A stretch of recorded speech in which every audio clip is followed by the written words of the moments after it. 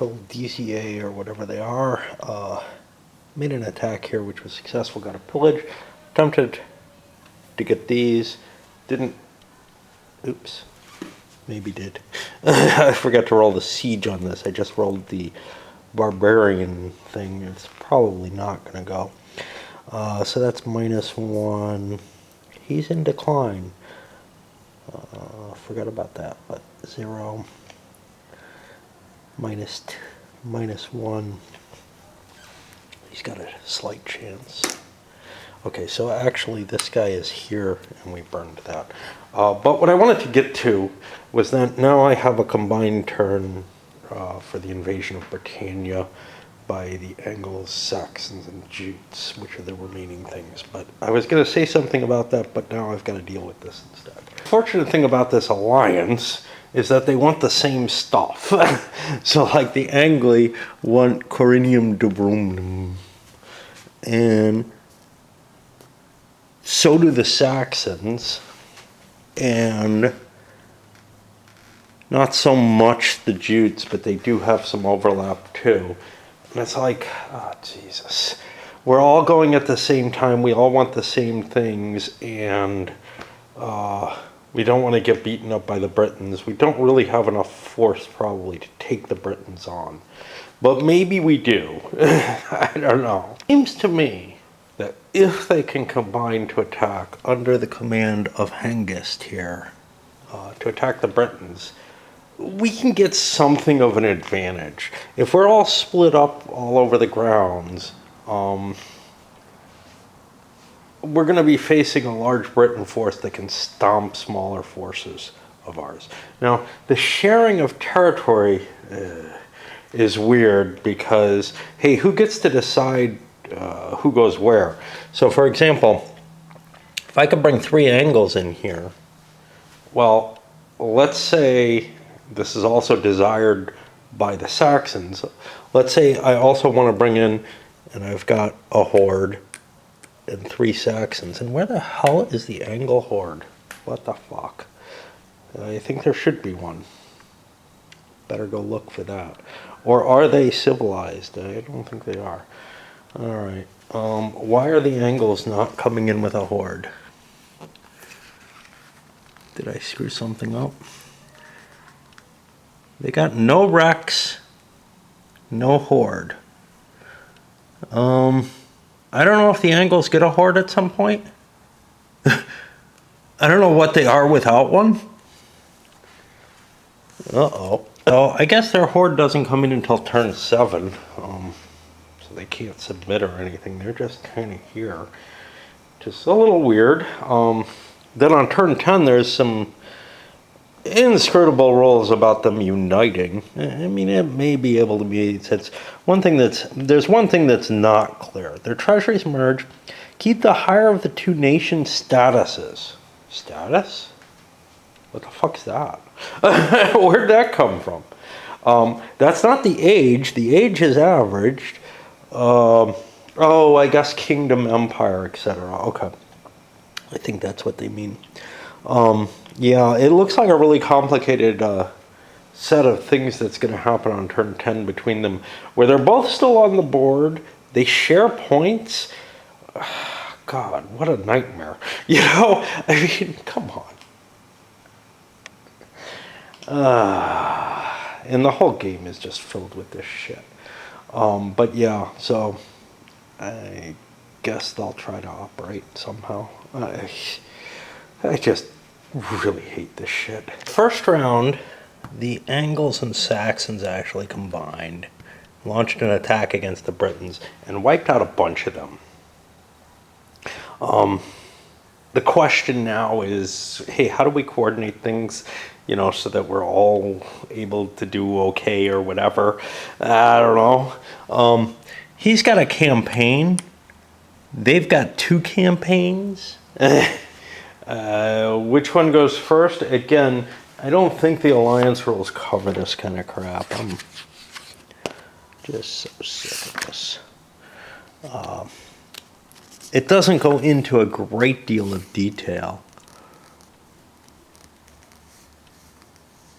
Maybe use the split apart rules for who gets to go first or whatever, where they make a die roll on this, because they're still limited to stacking limitations. There's nothing that decides, hey, who can join in the attack and who can't. And the Angles and Saxons decided to go with it, and the Jutes are like, fine, whatever. So they scored all the points for it. There's no splitting of points listed here. Maybe it's implied by the fact that they split points when they hold territory. So they just each got full points for the Britons, which I'm fine with, because I don't think victory points are at all like indicative of anything. And all we're trying to do at this point is try to get some view of what the game might be about, and how the mechanisms kind of work, without really thinking that the victory points are going to matter too much.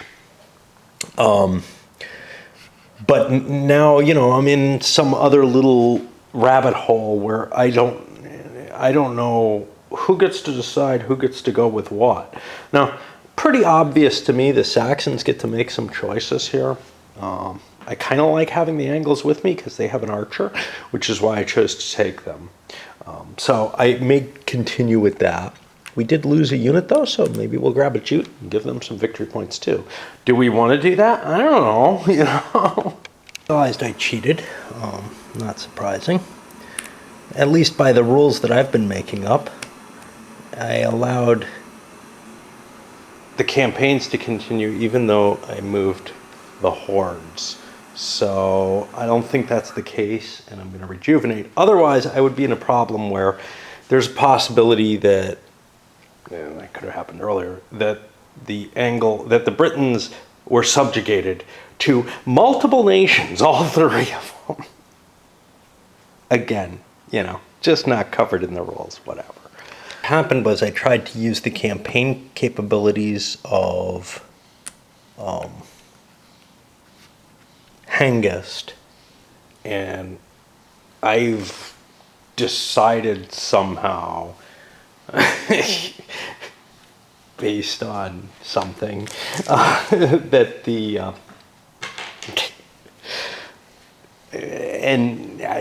I don't think this is in the errata. It's certainly, we're going against the rule book because the rule book doesn't allow you to attack when you migrate, right? So we would have just been allowed to land on the coast, but maybe not even, because, well, we would have, because this is no longer a Roman province, and it's certainly not owned by the Romano-British. They only had one city. But had we taken the city, we would be in a complicated situation where that city would have submitted to both nations. And then which one gets to keep the submission, or does anyone get to keep it? And I don't know. So anyway, getting rid of that and just saying, hey, they have all done their thing. They only got to do one move. The Angles would have gotten to do campaigns, but none of their leaders have campaign. They don't have a leader. And the Jutes and Saxons kind of want to bring their horde with them. Otherwise, somebody can just go subjugate them over here and take command of Britain that way, which probably doesn't mean much, but I don't know. Whatever. There's just no sensibility to this game, in my opinion, and no way to try to impose it. So make shit up, do what you want, see if anything happens, and maybe eventually you'll come up with a game out of it. Going to the civilized nations, Persia will be first. I don't have the stomach for it. So I'll go find something else to do to waste time. By the way, in the time that I was away from the game recently, a couple hours or whatever, I did do something almost as annoying as the game, which was sew a patch onto one of my shirts. So, I can find the same amount of unpleasantness doing things that are not this game, too, in my life. I also slammed a screen door on my finger, which was perhaps even more unpleasant because, I don't know, it started bleeding. Count on the Persian stacks shows I have enough units that I can throw attacks in with 10 units. Oh, my commander wasn't available, so this guy isn't available either. Because he's not a a regular. He's not a named leader. So yeah, I'll get my 20 points again off the Romans. We netted 23 points. It came at a cost. We lost a lot of our army, and we gave, I don't know, a fair amount of points to the Byzantines. I think about 6 in terms of lost units. Should have been more than that. I don't know. Maybe it's 8, whatever. So we lost a lot in doing that, but you know, you can't turn down 20 points in a Britannia style game. It's just seems like way too many points. On the other hand, I am crippling Persia here and just hoping, well, you know, things don't get destroyed, so I'll be able to get some points off them for the rest of the game. Unless they turn into an empire, in which case they could dissolve. Whatever this is supposed to mean. All right, that's the end of the Persians. I got no idea what these chits and shit mean. I don't feel like looking them up. I don't care enough anymore. The next will be the Britons. Both the Britons and Franks. We ended up spreading out, cover as much territory as possible. That gets us a little bit more income. I don't know how much that's worth. You know, we're unable to like establish ourselves as owning a province that I can see, although we may be close on this. I got no idea how big it is. You know, so is this? I don't know. It looks like it's across the river, so it probably isn't. No. So, 1, 2, 3, 4, 5, 6, 7, 8, 9, 10, 11, 12, and I have 1, 2, 3, 4, 5, 6. I just short of taking the province, actually. But there's nothing I could do. I could only spread out my pieces. You know, you can't use leaders to control territory the way you can in the Britannia series. And likewise, the Britons, hey, you know, I get an extra buck or whatever by being more spread out. It makes me weaker, but as a civilized nation, I've got to worry about, you know, not getting overaged by going bankrupt and stuff like that. And maybe I can intercept with lots of units in the case of the Franks if they start getting picked on. It just looks like the more valuable choice. And now we go to the Alemanni. Alemanni foil the Frankish plan by moving into here with their whole force. They'll have another campaign, so they can spread out after that. The Franks gather all except this. They don't want to give up a city, and you'll lose cities if you don't have control over the area. So can't do that. And now they'll have a fairly fair fight, I think. And the Frankish, or the Alemanni king ends up killing Merovingius, and then moving on to try to subjugate the nation. I think they can subjugate them even though they're subjugated to Rome. And they win both battles, but they're unable to succeed in the siege. So this is kind of where we're at, if I understand what's going on at all, which I'm pretty sure I don't, but you know, there you have it. So that's the end of the kingdoms. And now we'll go to the 2 empires. And again, I'll come back later for them. And one of the many little special rules that I've been forgetting for probably 4 turns, I know I did it right on the first turn, I don't think since then, was on the purchase step, because Rome is in decline, it has a chance of getting usurpers. I rolled the chances for this turn at this late point in the turn, and I don't think it happened.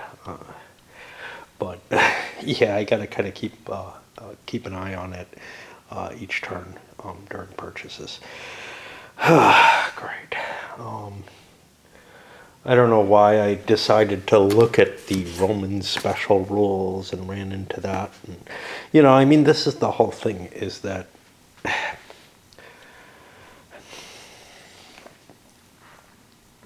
Solo, obviously, I have to keep track of everything. But I gotta tell you, if you were playing this opposed, it's pretty easy to forget little things like that. And then you're looking through it and you realize, oh shit, I cheated anyway. And it would hurt more. I mean, look, there's 2 pages of special rules for the Romans. They have 2 pages of special rules for the Byzantines as well. That's one player who's responsible for all of that. And, you know, each of the other players has their own page or 2 of special rules as well. And they're these little things, you know? Like, this is just something that happens in the purchase phase. And shit. It's just such a pain to keep track of. Again, with more plays, yeah, I would get more used to it and probably have less failures. And this is what I expect from like EU, you know. EU had the same kind of, and to some extent Le Grand Guerre, had the same kind of, you have to be aware of all this shit, and it's like, you're probably never going to get a clean playthrough of the game. You know, just accept that. That's part of the cost. The Romans went for submissions and succeeded against the Ostrogoths, getting them back under their fold, but they attacked the Burgundians and failed. I forgot to siege that city. Let's see. I'm civilized +1. Make it 0, but I get 2 rolls. Okay, so I successfully took the city, which is good, I guess. I don't know what the hell it matters. It's in southern Gaul, so it's kind of important. I think I was getting points for it that I wasn't, like, it was probably $1 that I shouldn't have gotten or something. Maybe $2 that I shouldn't have gotten. But yeah, we chased the Burgundians away. They decided to spread out, you know, rather than conglomerate in Burgundia. And that is it for the Roman. And then we go to the Byzantines. Oh, God. Ignoring those usurper events is part of why Rome is lasting so long. They should be in a lot more trouble. Even basically, there's a 50-50 chance. There should have been a 50-50 chance each turn that they got one. Let's just say they got lucky on all until this one. But the main cost is they start losing units and they start aging more as they fail these usurpation checks. The usurper leaders aren't necessarily bad compared to, you know, what I have. He's not terribly good either. So it's not really that, but we've seen a healthier Rome, and that definitely shows.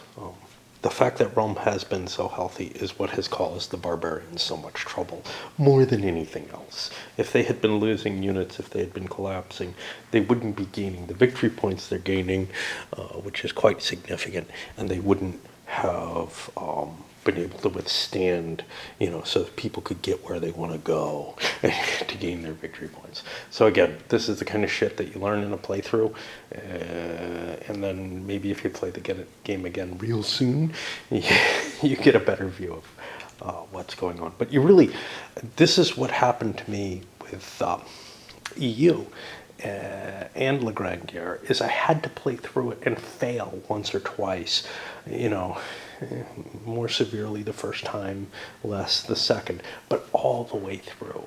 A little bit of practice play and everything, it doesn't give you the whole scope, and it doesn't give you what you need to, you know, start to understand as to the flow of the game to begin to interpret things correctly. So the first couple times I went through the events books, I tried to play them as written, and they just don't work in EU. There's a reason the Risto events came out, because the original events book is just a pile of stinking garbage for the most part. But even after playing it several times, it's clear they don't work right? And that's the real reason for the Risto events. Not only are they clearer and you can kind of follow them, but they also actually help provide a reasonable playthrough. Now, that says nothing about the balance of the game. If you look at EU, the game is completely unbalanced. There's players who have no chance of winning. Basically, the Portugal-Russia player, Portugal can do very, very well early in the game. They can easily be winning the game in the first 2 periods, and then gaining Russia will lose them the game. Also, the option of becoming, of switching from the Dutch to the Austrians. I've never seen a case where you'd want to do that. I can't imagine such a case because the Dutch have such a capacity for generating victory points because of their trade empire, even when it's being contested, when it's in decline and everything, compared to the pittance that the Austrians can get. So, like, there's this false choice in there. Anyway, whatever you want to look at it as, this is, again, just a test playthrough, really. It's the best that can be said. And the question comes to, do I want to do this again? And I sure the hell don't want to do it on video. But I may come back, like, in a few months and be like, hey, you know, I've played it a couple more times and really like it. Or I may just go on to games that are more solid. Right now, I hate this game. But that may be trying to play it for the first time on video instead of being addicted to it and trying to figure out how I can make it work. The Byzantines were successful in their 2 battles, but they lost their leaders in both of them, so no campaigns. And they have they failed at their sieges, even at an unfortified city. And so they kind of gained nothing except some victory points. They did get a nice pile of victory points, 6 or 7 or something, good amount. And I think that's it. I got to redeploy the Byzantine units. I'm bad at remembering to redeploy units, like these Illyrians were kicking around in Italy for a while. I generally managed to get most of them, but I don't know why they didn't. Maybe they were somewhere else and got retreated in. I forgot about them. Again, there are going to just be so many mistakes anytime I play this thing. We'll look at points gained this turn. 72 points for the red player, 37 for green, 33 for yellow, and 14 for blue. And we can see, hey, the green's got a lot of points, mainly off the Alemanni for creating a kingdom. That's not something that's going to be replicated. The killing points the Byzantines are able to get, plus their, or that the Romans as a whole are able to get, plus their, hey, we just get points for existing, which is something I don't know if anybody else fucking gets. So this is the thing, like, and who knows, but like the Persians, as an example, do not get any victory points for just existing, but they do get the 20 points for wasting their army against the Romans each turn, which is quite a pile. But if we look at some of these other kingdoms, it kind of looks like on their card you get these points every turn. Let's take a look at one. So here, per income of non-heretical Catholic provinces, once. That's the difference. They get it once, and who knows when they get it. I think it's when they declare that they're Catholic.